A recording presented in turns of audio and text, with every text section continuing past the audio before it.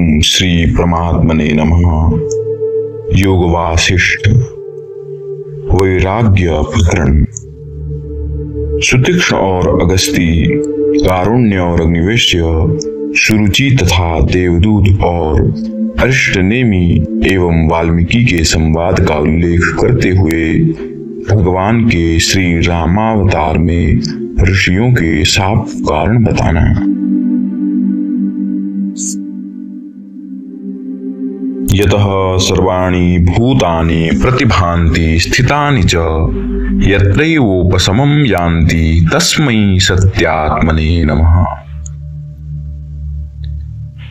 सृष्टि के आरंभ में संपूर्ण भूत जिनसे प्रकट होकर प्रतीति के विषय होते हैं, स्थिति काल में जिनमें ही स्थित होते हैं और प्रलय काल आने पर जिनमें ही लीन हो जाते हैं, उन सत्य स्वरूप परमात्मा को नमस्कार है।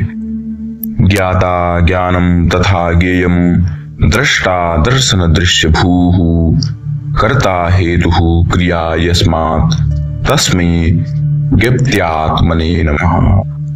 ज्ञाता ज्ञान और ज्ञेय, दृष्टा दर्शन और दृश्य तथा कर्ता कारण और क्रिया, इन सब का जिनसे ही आविर्भाव होता है, उन ज्ञान स्वरूप परमात्मा को नमस्कार है। स्फुरन्ति शिखरा यस्मादान दस्यांबरे वनौ सर्वेषां जीवनम तस्मै ब्रह्मानंदात्मने नमः। जिनसे स्वर्ग और भूतल आदि सभी लोकों में आनंद रूपी जल के कण स्फुरित होते हैं, प्राणियों के अनुभव में आते हैं तथा जो समस्त जीवों के जीवनाधार हैं, उन पूर्ण चिन्मय आनंद के महासागर रूप परब्रह्म परमात्मा को नमस्कार है। पूर्व काल में सुतीक्ष्ण नाम से प्रसिद्ध कोई ब्राह्मण थे, जिनके मन में संशय छा गया था। अतः उन्होंने महर्षि अगस्ती के आश्रम में जाकर उन महामुनि से आदर पूर्वक प्रश्न किए। भगवन, आप धर्म के तत्व को जानते हैं, आपको संपूर्ण शास्त्रों के सिद्धांत का सुनिश्चित ज्ञान है। मेरे हृदय में एक महान संदेह है, आप कृपा पूर्वक इसका समाधान कीजिए। मोक्ष का साधन कर्म है या दान ज्ञान है, अथवा दोनों ही हैं? इन तीनों पक्षों में से किसी एक का निश्चय करके जो वास्तव में मोक्ष का कारण हो, उसका प्रतिपादन कीजिए। अगस्त्य ने कहा, ब्राह्मण, जैसे दोनों ही पंखों से पक्षियों का आकाश में उड़ना संभव होता है, उसी प्रकार ज्ञान और निष्काम कर्म दोनों से ही परम पद की प्राप्ति होती है। इस विषय में एक प्राचीन इतिहास है, जिसका मैं आपके समक्ष वर्णन करता हूँ। पूर्व काल की बात है। कारुण्य नाम से प्रसिद्ध एक ब्राह्मण थे, जो अग्निवेश्य के पुत्र थे। उन्होंने संपूर्ण वेदों का अध्ययन किया था तथा वे वेद वेदांगों के पारंगत विद्वान थे। गुरु के यहाँ से विद्या पढ़कर अपने घर लौटने के बाद वे संध्या वंदन आदि कोई भी कर्म न करते हुए शांत बैठे रहने लगे। उनके मन में संशय भरा हुआ था।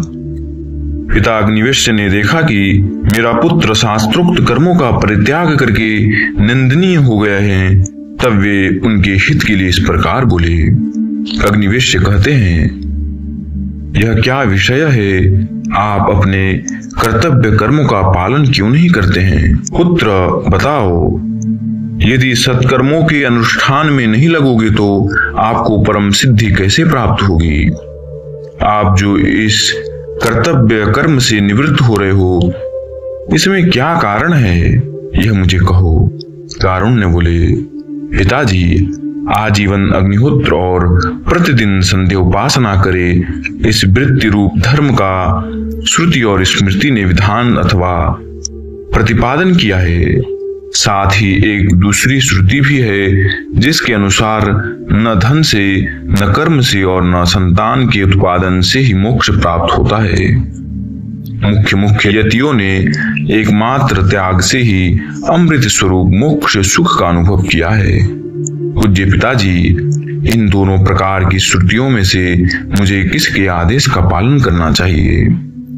इस संशय में पड़कर मैं कर्म की ओर से उदासीन हो गया हूं। अगस्ती कहते हैं, सुतीक्ष्ण, पिता से ये कहकर वे ब्राह्मण कारुण्य चुप हो गए।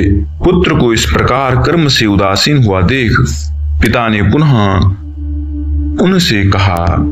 अग्निवेश्य कहते हैं, पुत्र, मैं आपसे एक कथा कहता हूं, उसे सुनो और उसके संपूर्ण तात्पर्य का अपने हृदय में निश्चय कर लेने के पश्चात आपकी जैसी इच्छा हो वैसा कीजिए।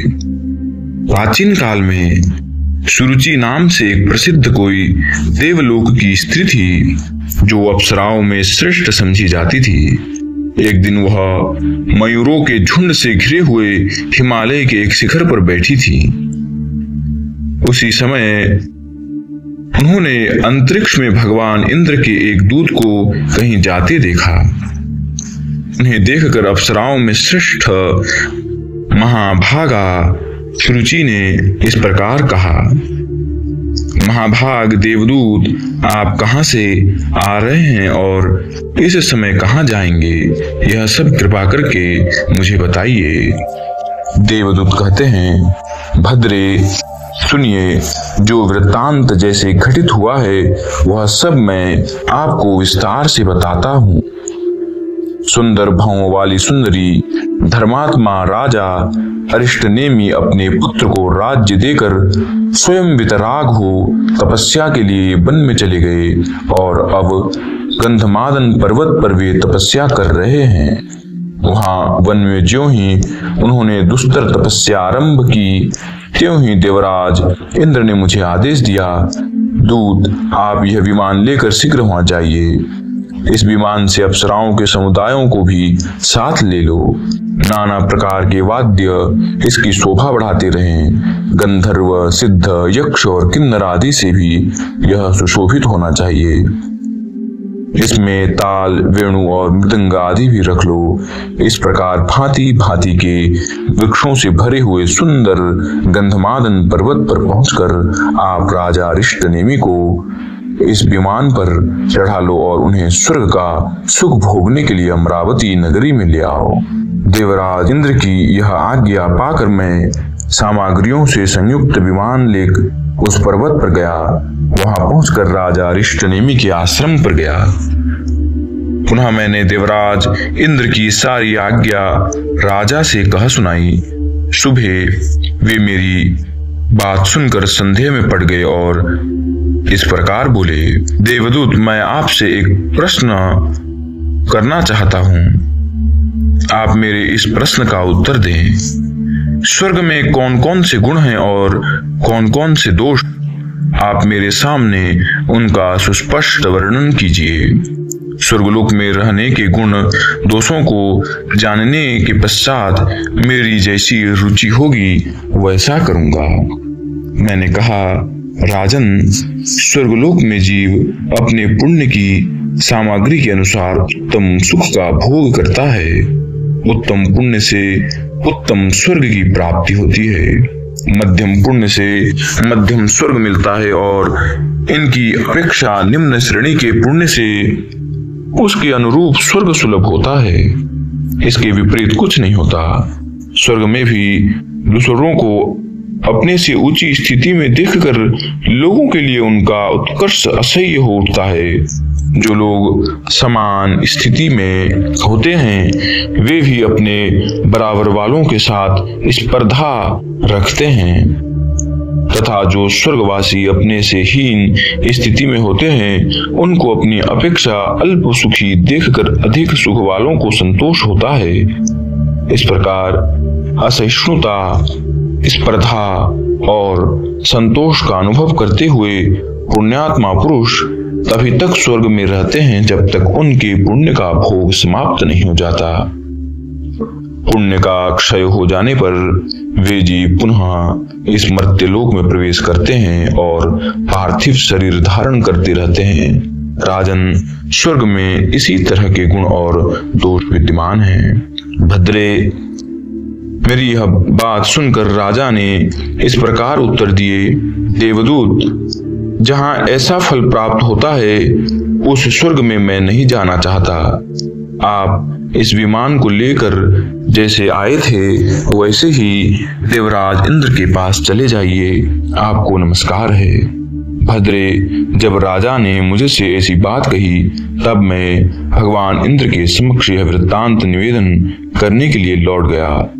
वहां जब मैंने सब बातें ज्यों की त्यों कह सुनाई तब भगवान देवराज इंद्र को महान आश्चर्य हुआ और वे स्निग्ध एवं मधुर वाणी में मुझसे पुनः बोले। भगवान इंद्र कहते हैं, दूत, आप पुनः वहां जाओ और उस विरक्त राजा को आत्मज्ञान की प्राप्ति के लिए तत्वज्ञ महर्षि वाल्मीकि के आश्रम में ले जाओ। वहां महर्षि वाल्मीकि से मेरा यह संदेश कह देना, महामुने, इन विनयशील, वितराग तथा स्वर्ग की भी इच्छा न रखने वाले नरेश को आप तत्वज्ञान का उपदेश दीजिए। ये जन्म मरण रूप संसार दुख से पीड़ित हैं, अतः आपके दिए हुए तत्वज्ञान के उपदेश से इन्हें मोक्ष प्राप्त होगा। ये कहकर देवराज ने मुझे राजा अरिष्टनेमि के पास भेजा। तब मैंने पुनः वहां जाकर राजा को वाल्मीकि जी के पास पहुंचाया, उनसे भगवान देवराज इंद्र का संदेश कहा तथा राजा ने उन महर्षि से मोक्ष का साधन पूछा। तदनंतर भगवान वाल्मीकि जी ने अत्यंत प्रसन्नता पूर्वक कुशल प्रश्न की बात आरंभ करते हुए राजा से उनके आरोग्य का समाचार पूछा। राजा कहते हैं, भगवन, आपको धर्म के तत्व का ज्ञान है। जानने योग्य जितनी भी विषय हैं वे सब आपको ज्ञात हैं। विद्वानों में श्रेष्ठ महर्षि, आपके दर्शन से मैं कृतार्थ हो गया, यही मेरी कुशल है। भगवन, मैं आपसे कुछ पूछना चाहता हूँ। आप बिना किसी विघ्न बाधा के मेरी शंका का समाधान करें। संसार बंधन के दुख से मुझे जो पीड़ा हो रही है उससे किस प्रकार मेरा छुटकारा हो, यह बताइए। वाल्मीकि जी कहते हैं, राजन, सुनिए, मैं आपसे अखंड रामायण की कथा कहूंगा। उसे सुनकर यत्नपूर्वक हृदय में धारण कर लेने पर आप जीवन मुक्त हो जाओगे। राजेंद्र, वह रामायण महर्षि वशिष्ठ और श्री राम के संवाद रूप में वर्णित है। वह मोक्ष प्राप्ति के उपाय की मंगलमयी कथा है। मैंने आपके स्वभाव को समझ लिया है, अतः आपको अधिकारी मानकर मैं आपसे वह कथा कहूंगा। विद्वान नरेश, सुनिए। राजा कहते हैं, तत्वज्ञानियों में श्रेष्ठ महामुने श्री राम कौन हैं? उनका स्वरूप कैसा है? वे किसके वंशज थे? वे बद्ध थे या मुक्त? पहले आप मुझे इन्हीं विषयों का निश्चित ज्ञान प्रदान कीजिए। श्री वाल्मीकि जी ने कहा, स्वयं भगवान श्री हरि ही सांप के पालन के बहाने राजा श्री राम के रूप में अवतीर्ण हुए थे। वे प्रभु सर्वज्ञ होने पर भी अपने भक्त महर्षियों की वाणी को सत्य करने के लिए ही आरोपित अथवा स्वेच्छा से गृहीत अज्ञान से युक्त हो साधारण मनुष्यों की भांति अल्पज्ञ से हो गए। राजा प्रश्न करते हैं, महर्षि, श्री राम तो सच्चिदानंद स्वरूप चैतन्य घन विग्रह थे, उन्हें शाप प्राप्त होने का क्या कारण था, यह बताइए। साथ ही यह भी कहिए कि उन्हें शाप देने वाले कौन थे। श्री वाल्मीकि जी कहते हैं, राजन, ब्रह्मा जी के मानस पुत्र सनत कुमार, जो सर्वथा निष्काम थे, ब्रह्मलोक में निवास करते थे। एक दिन त्रिलोकीनाथ सर्वशक्तिमान भगवान विष्णु वैकुंठ लोक से वहां पधारे। उस समय ब्रह्मा जी ने वहां उनका पूजन किया। सत्यलोक में निवास करने वाले दूसरे दूसरे महात्माओं ने भी उनका स्वागत सत्कार किया। केवल सनत कुमारों ने उनके आदर सत्कार में कोई भाग नहीं लिया। वे चुपचाप बैठे ही रह गए। तब उनकी ओर देखकर सर्वेश्वर भगवान हरि ने कहा, सनत कुमार, आप अपने को निष्काम समझकर अहंकारी हो गए हो, इसलिए जड़वत स्तब्ध बने बैठे हो। इस गर्वयुक्त चेष्टा के कारण आप शाप या दंड पाने के योग्य हो। अतः सरजन्मा कुमार के नाम से विख्यात हो दूसरा शरीर धारण करो। यह सुनकर सनत कुमारों ने भी भगवान विष्णु को शाप दिया, देवेश्वर, आप भी अपनी सर्वज्ञता को कुछ काल के लिए छोड़कर अज्ञानी जीव के समान हो जाएंगे। एक समय अपनी पत्नी को श्री हरि के चक्र से मारी गई देख महर्षि भृगु का क्रोध बहुत बढ़ गया। वे उन्हें शाप देते हुए बोले, विष्णु, आपको भी कुछ काल के लिए अपनी पत्नी से वियोग का कष्ट सहना पड़ेगा। इस प्रकार सनत कुमार और भृगु के शाप देने पर उनकी वाणी सत्य करने के लिए भगवान विष्णु उस शाप से मनुष्य रूप में अवतीर्ण हुए। राजन, भगवान विष्णु को शाप का बहाना क्यों लेना पड़ा, इसका सब कारण मैंने आपको बता दिया। अब आपके प्रश्न के अनुसार अन्य सारी विषय भी बता रहा हूं, आप सावधान होकर सुनिए।